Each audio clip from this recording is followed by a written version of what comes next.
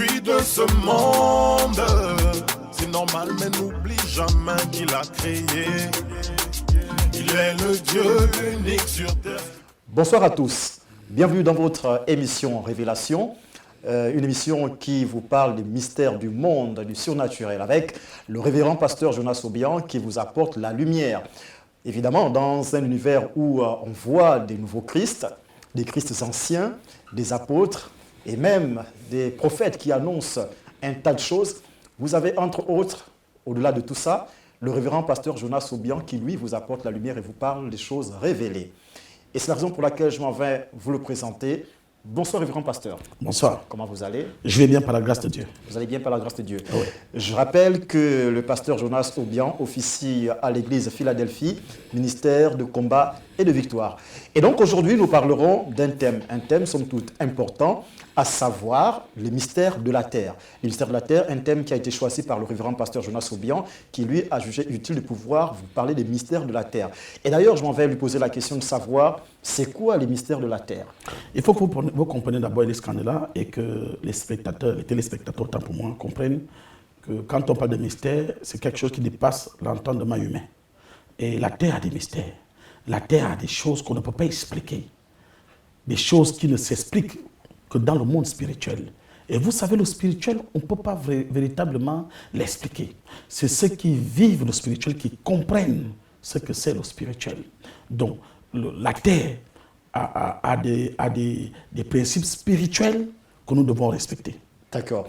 La terre a des principes spirituels que nous devons respecter, évidemment, et c'est la raison pour laquelle, d'ailleurs, là, peut-être ce n'est pas encore dans votre domaine, on voit par exemple dans les temples ésotériques, donc du Bhuti, on ne rentre pas dans le temple du Bhuti, par exemple, avec des chaussures, on doit rentrer les pieds à même le sol.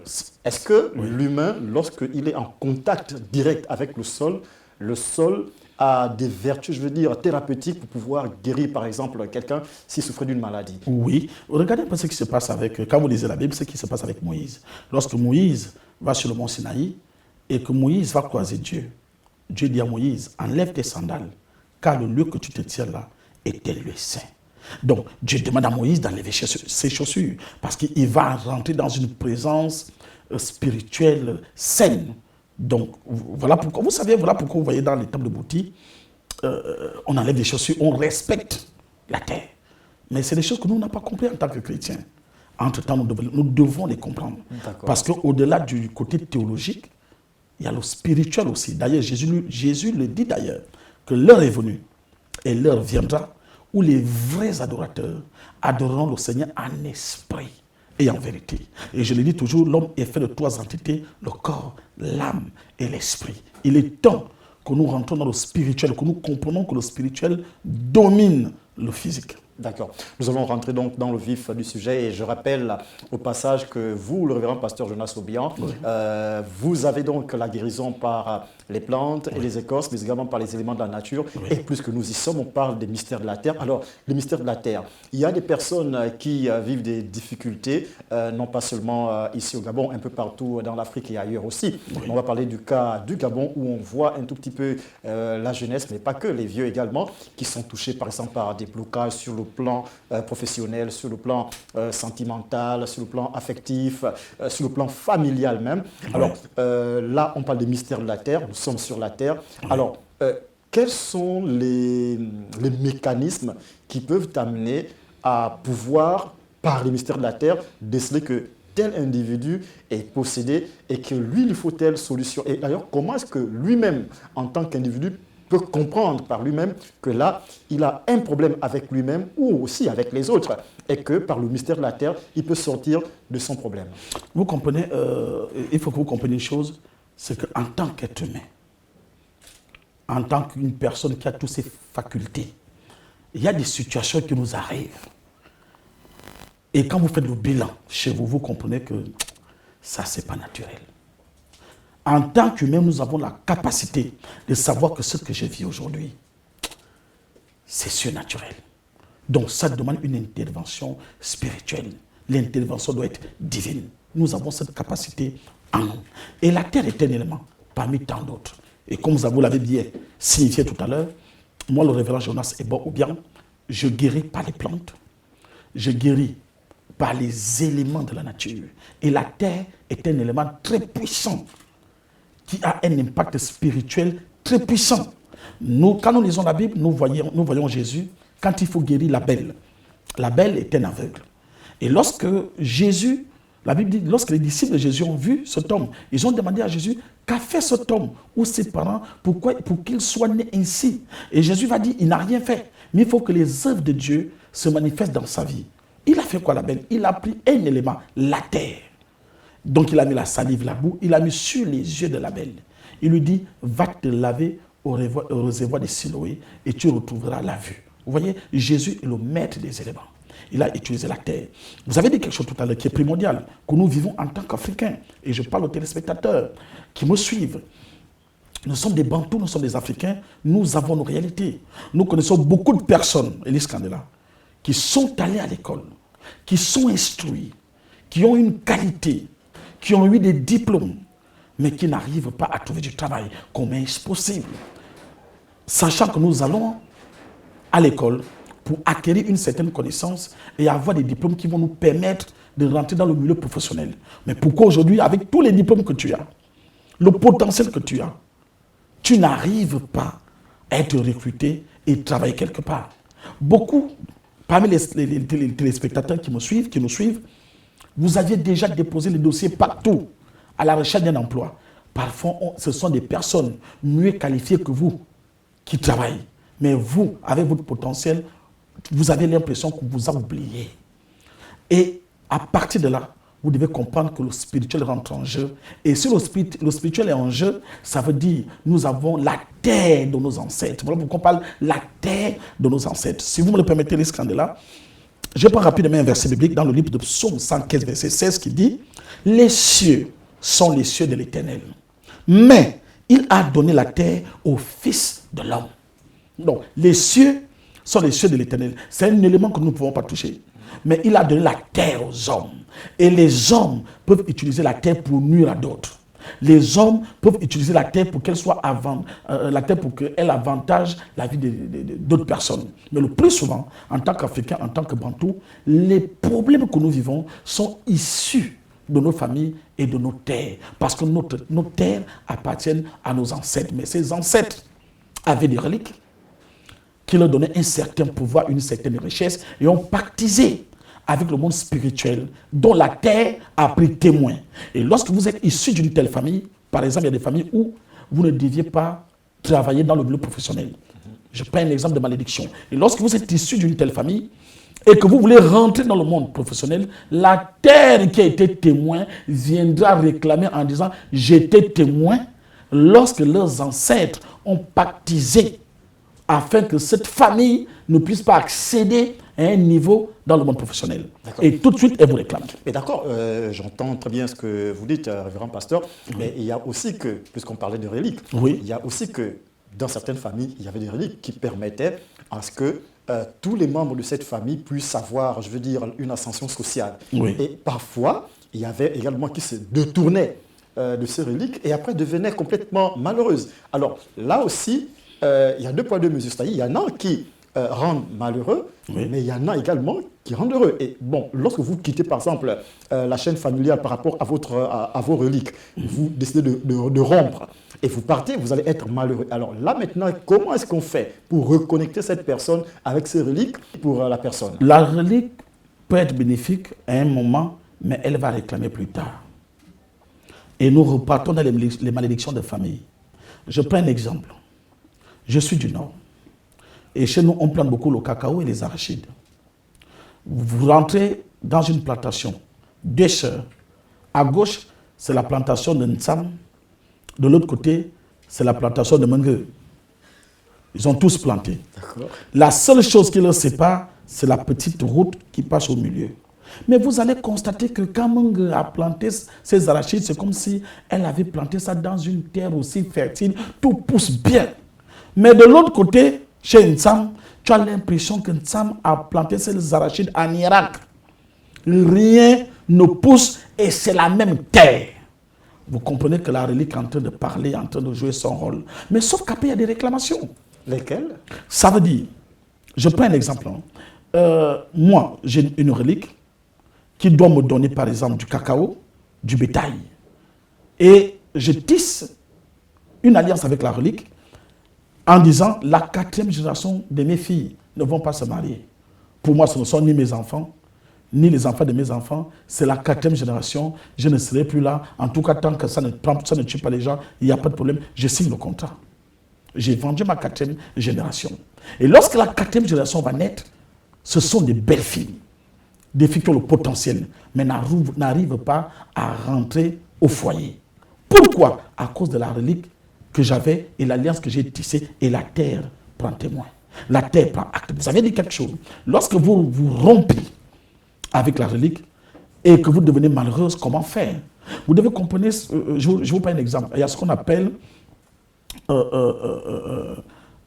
comment dirais-je, lorsque vous avez été, non pas décret, il y a ce qu'on appelle le décret. Donc le décret émane d'une puissance, d'un pouvoir, comment dirais-je, d'un pouvoir, d'un pouvoir suprême. Suprême, voilà, mais merci. Le décret émane d'un pouvoir suprême. Mais il faut un décret pour annuler un autre décret. Donc il n'y a qu'un décret qui annule un autre décret. On dit aujourd'hui, Élise Kandela a été nommée à la primature. Je prends un exemple et je prophétise que ça va arriver par la grâce de Dieu. Il faut que nos autorités connaissent le pouvoir qui est en toi, le potentiel qui est en toi, autant pour moi. Alors on dit Élise Kandela a été nommée par le Premier ministre par décret de la primature en tant que journaliste au compte de la primature. Tant qu'il n'y a pas un autre décret d'un pouvoir suprême plus élevé que le pouvoir émanant du décret que vous aviez, personne ne peut vous toucher. Mais si on dit à partir d'aujourd'hui, par décret présidentiel, Élise Kandela est renvoyée de ses fonctions. Tout de suite, vous pliez bagage. Et c'est ce qui se passe. Nous avons le décret qui émane de Jésus-Christ, qui est le décret suprême, selon moi, en tant que pasteur et de mon appartenance spirituelle. Je le crois. Donc, lorsque vous sortez de malédiction de famille, vous devez être sous la couverture d'un décret plus puissant que le décret qui émanait de votre famille pour être à l'abri des réclamations émanant de ta famille. D'accord. Et ils sont nombreux en ce moment en train de nous regarder. Oui. Toutes ces personnes qui peut-être pourraient souffrir de ce genre de pouvoir vivre, allais-je dire, ce genre de problème. Oui. Alors, comment déjà, et là j'aimerais qu'on parle, je vais dire, des situations compliquées que ces personnes pourraient vivre, c'est-à-dire des personnes qui jusqu'aujourd'hui, ça fait, on va dire, 10 ans, 15 ans, après avoir obtenu son master, sa licence, son BTS, malheureusement, on a déposé les dossiers partout, rien à faire.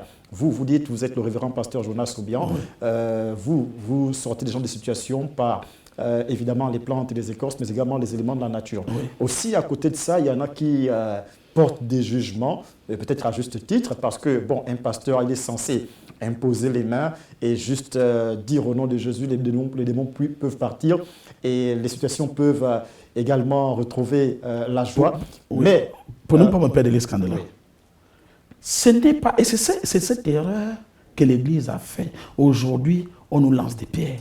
Moi, je suis là pour défendre cette Église, pour dire à certains pasteurs, c'est vous qui êtes à l'origine de ce qui se passe aujourd'hui. Parce que vous étiez là avant, mais vous avez présenté Jésus autrement. Vous aviez banni nos cultures. Vous avez refusé nos traditions. Et vous avez dit qu'elles sont toutes sataniques. Mais toutes les traditions ne déplaisent par Dieu.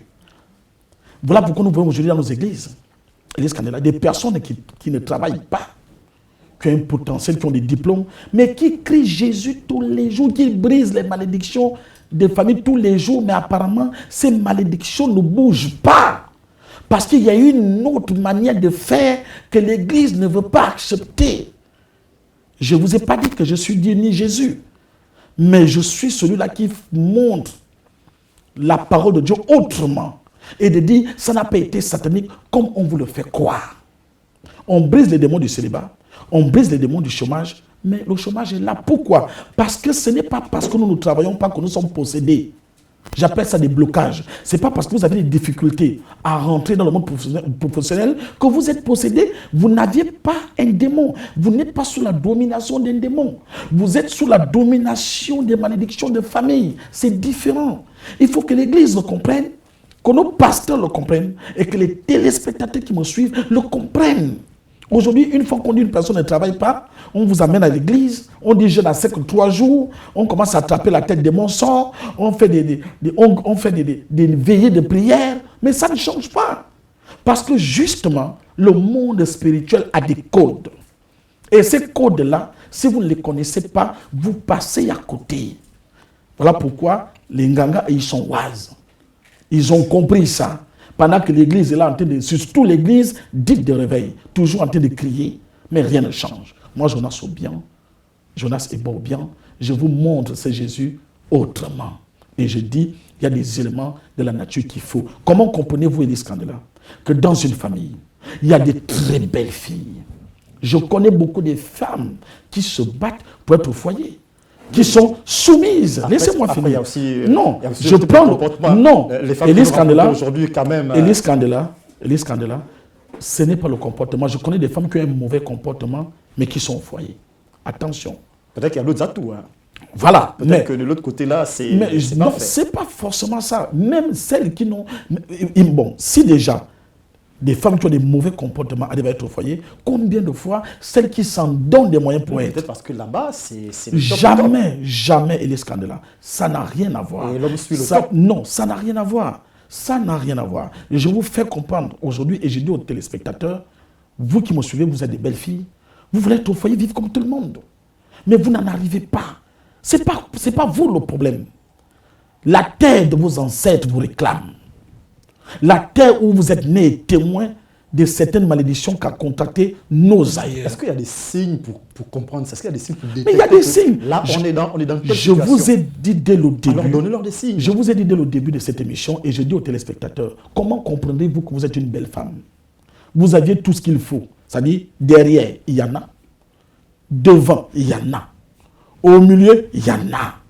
Quand on vous regarde, on dit oui, ça c'est une fille androïde, tactile. Mais vous n'arrivez pas à être au foyer. Les hommes jouent avec vous. Vous vous donnez et vous allez déception sur déception. Sachez qu'il y a une malédiction cachée. Voilà pourquoi dans Jérémie 33, verset 3, la Bible dit, invoque-moi et je te répondrai. Je te relèverai des grandes choses cachées que tu ne connais pas. Et ces choses cachées sont issues de la malédiction. Voilà pourquoi la terre est un élément déclencheur. Je ne vais pas expliquer ici comment je fais, parce qu'il y a des voleurs, des usurpateurs, mais je vous dis, venez me voir. Et vous allez voir comment la situation sera remédiée, parce qu'il y a une manière de faire.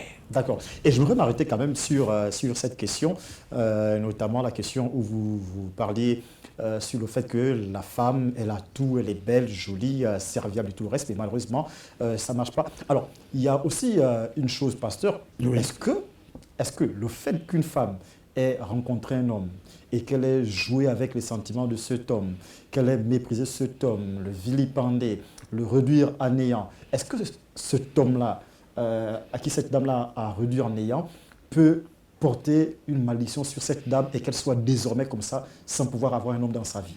C'est vrai que ce n'est pas dans ce contexte. Je dis oui. Il y a certaines malédictions qui viennent. Donc, quand je vous ai parlé des éléments de la nature, l'air est un élément. La parole sort avec... Quand la parole sort, il y a l'aile au vent, la nature prend acte. Pas seulement chez les femmes, même les hommes aussi. Oui, même les hommes, vice-versa. Même des hommes qui ont joué avec des femmes. Une femme avec qui vous êtes sorti et que vous avez joué avec elle, elle a la capacité, le pouvoir de vous maudire, si elle s'y connaît.